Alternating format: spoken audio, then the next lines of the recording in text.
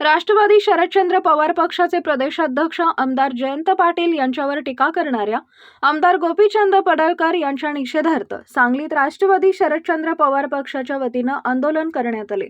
यावेळी आमदार गोपीचंद पडळकर यांच्या निषेधार्थ जोरदार घोषणाबाजी करण्यात आली।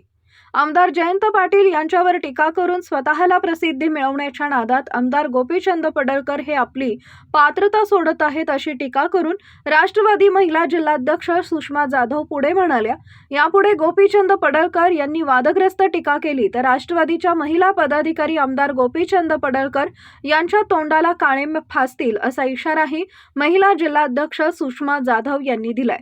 यावेळी साधना पाटील, सुमिता देशमाने, सुरेखा कोळेकर, नलिनी पवार, स्मिता पाटील, शुभांगी साळुंखे, तेजस्विनी बोंडे, मीनाक्षी माने, मीनाक्षी अक्की, भारती पाटील, मनीषा पाटील, कमल पाटील, सत्वशीला पाटील, उज्ज्वलाताई पाटील, रुपाली सपाटे, प्रतिभा पाटील, वैशाली मोहिते आणि नंदा पाटील यांच्यासहित महिला पदाधिकारी कार्यकर्त्या मोठ्या संख्येने आंदोलनात सहभागी झाल्या होत्या।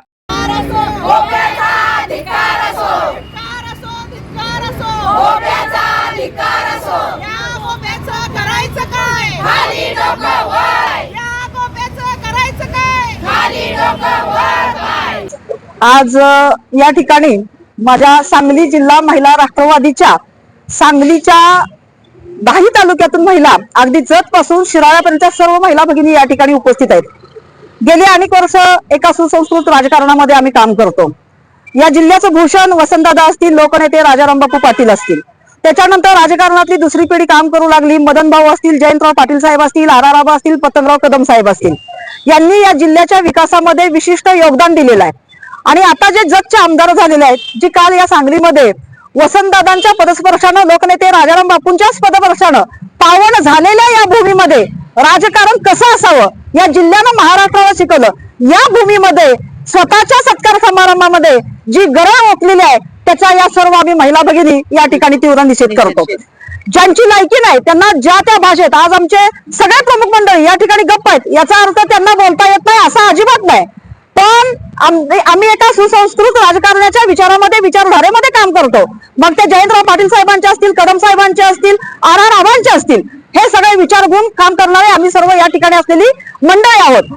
पण जे समोरून बोलतायत त्यांनी स्वतःची लायकी तपासायची या ठिकाणी वेळ आलेली आहे। ज्या युवक नेत्यावरती ते बोलले, रोहित पाटील दादांच्या प्रचाराला जयंतराव पाटील साहेब स्वतः पहिल्या दिवसापासून सुमनताईंच्या राजकीय कारकिर्दीमध्ये स्वतः साहेब भावाप्रमाणे त्यांच्या पाठीशी उभा राहिलेले आहेत। आतोनात एकमेकांच्या वरती प्रेम असणारी, राजकीय ऋणानुबंधाच्या पलीकडचे ऋणानुबंध असलेली ही घराणी आहेत।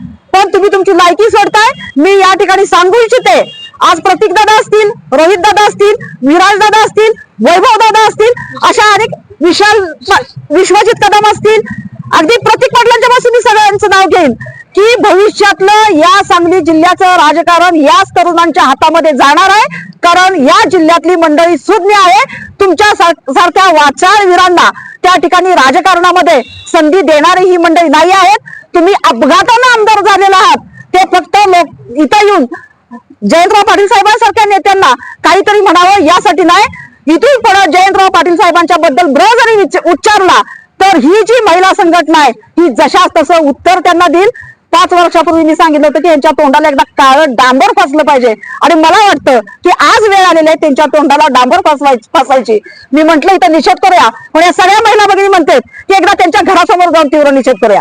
जयंतराव पाटील साहेब कधी त्यांच्या राजकीय कारकिर्दीमध्ये कोणावरती बोललेले आठवतंय का त्यांना? कशासाठी साहेबांच्या वरती बोलतायत? स्वतःला मोठं करण्यासाठी साहेबांच्या वरती बोलतायत। पण तुमची ती मोठं व्हायची लायकी नाही। तुम्हाला जनतेने संधी दिल्या, पण लोकांच्या कामाचं बघा, जगच्या पाण्याचं बघा, जाऊन तिकडे उभा राहिल्याचा कसं निवडून आलं सगळ्या महाराष्ट्राला माहित आहे।